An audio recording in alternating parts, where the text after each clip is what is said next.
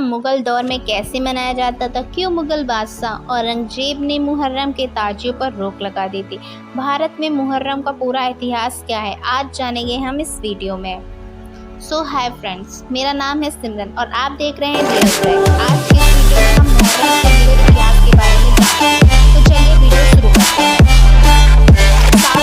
मुगल बादशाह अकबर के दरबार में एक शख्स दाखिल होता है और हंसते हंसते मुस्कुराते दरबारियों के चेहरे पर मातम पसर जाता है। वजह वो नीला रुमाल जो दरबार में हाजिर होने वाले शख्स के हाथ में बंधा था।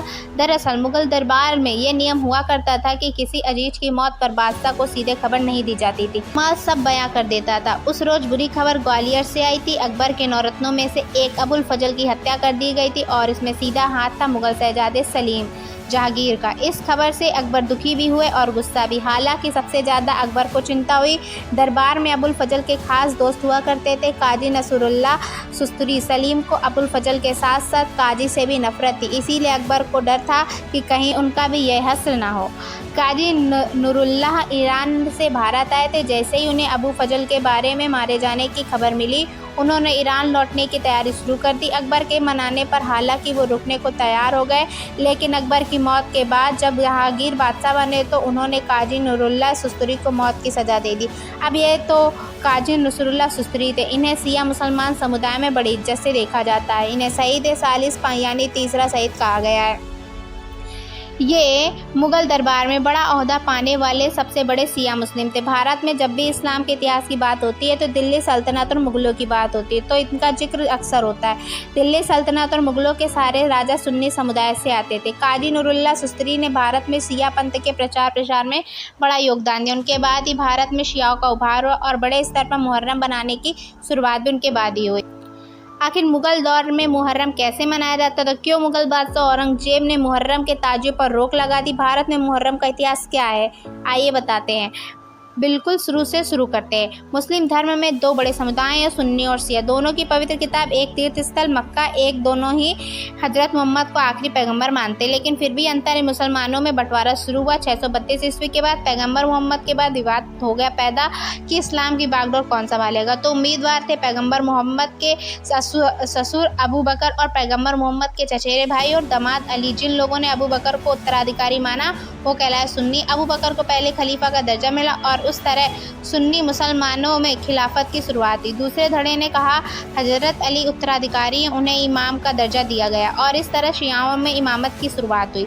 अब ये बेसिक कॉम्प्लीट फैक्ट आप समझ गए होंगे। हालांकि इसमें एक और पेच है। दरअसल हज़रत अली को सुन्नी भी मानते हैं। अबू बकर के बाद खलीफा हुए उमर और उस्मान। इन दोनों की हत्या कर दी गई, जिसके बाद सुन्नियों ने हज़रत अली को चौथा खलीफा माना, जबकि शियाओं के लिए वे पहले इमाम है। इमाम और खलीफात का यही फ़र्क किया और सुन्नी का अंतर बन गया। हज़रत अली से ही मुहर्रम की कहानी भी शुरू होती। मुहर्रम इस्लामिक कैलेंडर के पहले महीने को कहते हैं। माना जाता है कि मुहर्रम के 10वें रोज़ हज़रत अली के बेटे हुसैन और उनके साथियों की हत्या कर दी गई थी। ये सब हुआ था करबला की जंग में। क्या थी इस जंग की कहानी? करबला इराक का एक शहर है जो राजधानी बगदाद से 120 किलोमीटर दूर है। मुसलमानों के लिए दो जगह सबसे पवित्र मानी जाती, मक्का और मदीना। इसके बाद अगर शिया मुस्लिम किसी जगह को सबसे ज़्यादा अहमियत देते हैं तो वह है करबला। ऐसा इसलिए है कि इस शहर में इमाम हुसैन की कब्र है। कहानी शुरू होती है 680 ईस्वी से। उमैयद खिलाफत के दूसरे खलीफा यजीद मुआविया ने पाली। यजीद साम्राज्य पर पकड़ मजबूत करना चाहते थे, इसलिए उन्होंने हुसैन और उनके मानने वालों पर दबाव डालना शुरू किया। पैगंबर मोहम्मद हुसैन के नाना हुआ करते थे, इसलिए हुसैन का साथ आ जाना यजीद के लिए बहुत जरूरी था। इस्लामिक कैलेंडर के हिसाब से हुसैन और उनका काफिला 2 मुहर्रम के रोज करबला पहुंचा।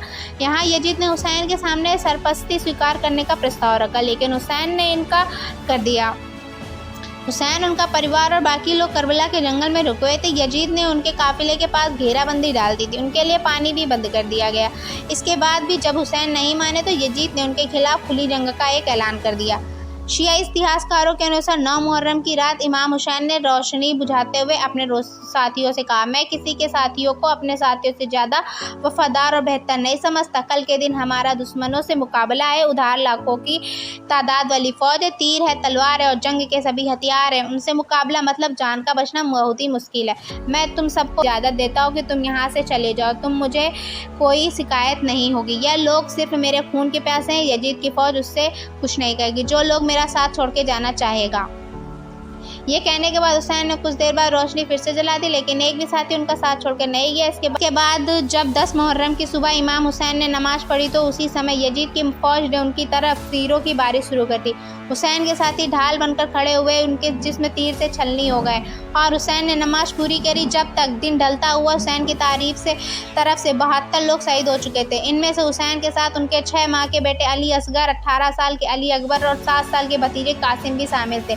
इसके अलावा भी हुसैन के कई दोस्त और रिश्तेदार जंग में मारे गए थे। मुहर्रम के जुलूस में आपने देखा होगा लोग मातम मनाते हुए अपने जिस्म को खंजर से घायल करते हैं। इस परंपरा का संबंध भी करबला की लड़ाई से है। मुस्लिम इतिहासकारों ने हुसैन के 6 माह के बेटे अली असगर की शहादत को दर्दनाक तरीके से बताया है। कहा जाता है कि जब हुसैन ने यजीद की बात नहीं मानी तो यजीद ने हुसैन के परिवार का खाना बंद कर दिया था, पानी भी नहीं दिया था। पानी के जो स्रोत थे उन पर फौज लगा दी थी। उसकी वजह से हुसैन के लोग प्यास से चिल्ला रहे थे। प्यास की वजह से हुसैन का 6 महीने का बेटा अली असगर बेहोश हो गया। हुसैन ने उसे गोद में लेकर पानी के पास पहुंचे, लेकिन यजीद की फौज ने तीर से अली असगर की गर्दन काट दी। इसके बाद यजीद के एक आदमी ने एक खंजर से हुसैन की भी गर्दन काट दी। हुसैन के मरने के बाद यजीद के आदेश पर सबके घरों में आग लगा दी गई और बच्चे औरतें जिंदा बचे उन्हें यजीद ने जेल में डलवा दिया। हुसैन का परिवार और उनके रिश्तेदारों पर हुए जुल्म को याद करने के लिए शिया मुस्लिम हर साल मुहर्रम के महीने में मातम मनाते हैं। मुहर्रम की 10वीं तारीख को आशूरा कहा जाता है। इस दिन मातमी जुलूस निकाला जाता है। लोग खुद को तीर चाकुओं से घायल करते और अंगारों पर नंगे पांव चलकर बताते कि यजीद ने जितना जुल्म हुसैन पर किया उसके आगे उनका मातम मामूली है। मुहर्रम के साथ जो ताजिए चलते हैं वो हुसैन को ही कब्र का एक रूपक है। भारत के तमाम शहरों में करबला नाम की एक जगह होती है, तो ये वो जगह है जहाँ ताजियों को दफनाया जाता है। जैसा पहले बताया गया, करबला में हुसैन शहीद हुए थे, इसलिए उन स्थानों का नाम करबला पड़ा। मुहर्रम की कहानी जानने के बाद अब भारत में मुहर्रम के इतिहास के बारे में बताती हूँ। साल 1886 की बात है। भारत में एक डिक्शनरी पब्लिक हुई। दरअसल अंग्रेज जब भारत आए तब हिंदी, उर्दू, फारसी और तमाम भारतीय भाषाओं के शब्द उनकी वैक्यूबलरी में जुड़ते गए। मसलन बरामदा बन गया, चंपू बना शैम्पू, बंगला बना तूफान बना, टाइफोन चिट्ठी बन गई, चित और बंधन बन गया, बंदाना। ऐसे ही सैकड़ों उदाहरण। नए अंग्रेजों को उन्हें समझने में दिक्कत आती थी। ऐसे में 2 अंग्रेज अफसरों को आइडिया आया कि क्यों ना ऐसे एंग्लो इंडियन शब्दों की एक डिक्शनरी तैयार की जाए। साल 1886 में ये डिक्शनरी बनी। तब से लगातार पब्लिश हो रही अब ये जो डिक्शनरी है इसका मुहर्रम से एक दिलचस्प रिश्ता है। दरअसल अंग्रेज़ों ने भारत में जब मुहर्रम के जुलूस देखे उन्हें खास कौतूहल हुआ कि लोग खुद को मार रहे हैं और कुछ बोलते जा रहे हैं। मुहर्रम में खुद को मारते हुए लोग या हुसैन बोलते हैं। अंग्रेज़ों को ये तो समझ नहीं आया, इसलिए वो इसे ऑप्शन जॉप्सन बोलने लगे। एंग्लो इंडियन डिक्शनरी जब बनकर तैयार हुई तब इसे तैयार करने वाले अफसरों ने उसका नाम हॉप्सन जॉप्सन रखा, क्योंकि ये शब्द हिंदी के अंग्रेजी में तब्दील हुए। इसमें होने वाले बदलावों का एक दिलचस्प उदाहरण था। ब्रिटिश के दौर से पीछे जाएं तो भारत में इस्लाम के आगमन के बाद दिल्ली सल्तनत का उदय हुआ। इनका तमाम शासक हालांकि सुन्नी थे, शियाओं की संख्या गिनती की थी, इसलिए दिल्ली सल्तनत के दौर में मुहर्रम का जिक्र लगभग ना के बराबर मिलता है। तुगलक वंश के सुल्तान फिरोज शाह तुगलक ने अपनी आत्मकथा में शियाओं के बारे में लिखा, वे सही रास्ते से भटक गए हैं, इसलिए मैं उन्हें सख्त सज़ा देता हूँ। तुगलक ने शियाओं की किताबों को जलाने का जिक्र भी किया है। मुगलिया सल्तनत तक पहुँचे तो बाबर के बाद हुमायूं के दौर में शियाओं का जिक्र मिलता है। शियाओं की भारत में गिनती कैसे बढ़ी, इसके पीछे दिलचस्प कहानी है। 1540 में चौसा की जंग में शेर शाह सूरी से हारने के बाद हुमायूं ने काबुल में शरण लेनी चाहिए, लेकिन वहां उनके भाई कामरान मिर्जा ने उनको गिरफ्तार करने की कोशिश की। हुमायूं को भगाकर पर्सिया यानी ईरान जाना पड़ा। ईरान जैसा हम जानते हैं शिया बहुल है। यहाँ तब सफवीद वंश के साथ तहम का राज था। शाह ने हुमायूं को सुन्नी से शिया बनने का ऑफर दिया।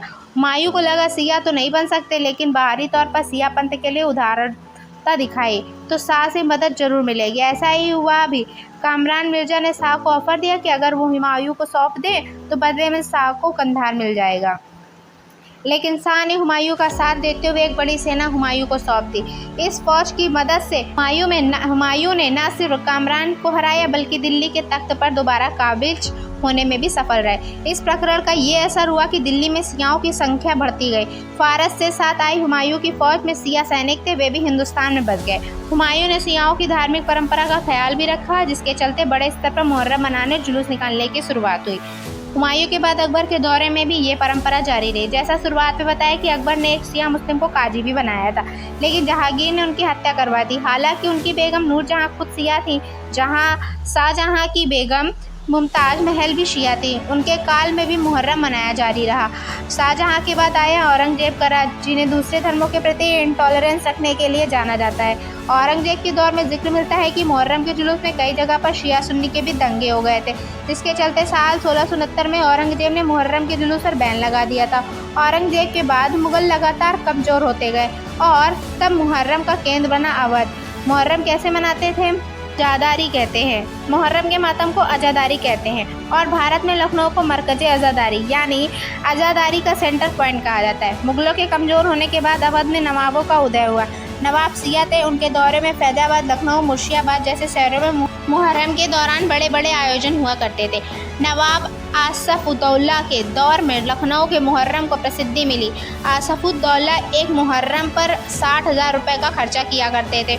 उन्होंने लखनऊ में बड़ा इमाम बाड़ा बनवाया। मुहर्रम के महीने में लोग बड़ी संख्या में यहाँ जुटते थे और मुहर्रम के ताजे भी यहाँ रखे जाते थे।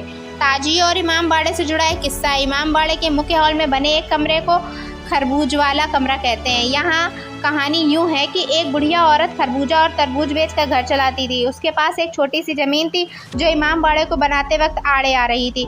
बुढ़िया से जब ज़मीन बेचने को कहा गया तो उसने एक शर्त रख दी कि शर्त ये थी कि मुहर्रम के दौरान उस ताजिए को नवाब के ताजिए के साथ ही इमाम बाड़े में रखा जाए। तैयार हो गए। उन्होंने बुढ़िया के ताजिए के लिए एक विशेष कमरा बनाया। आगे चलकर इस कमरे का नाम खरबूज वाला कमरा पड़ गया। तो दोस्तों, ये थी हमारे आज का वीडियो। आशा करती हूँ आपको मुहर्रम से जुड़ा यह इतिहास बहुत ही पसंद आया होगा। तो वीडियो को लाइक करके चैनल को सब्सक्राइब करना बिल्कुल भी ना भूलें।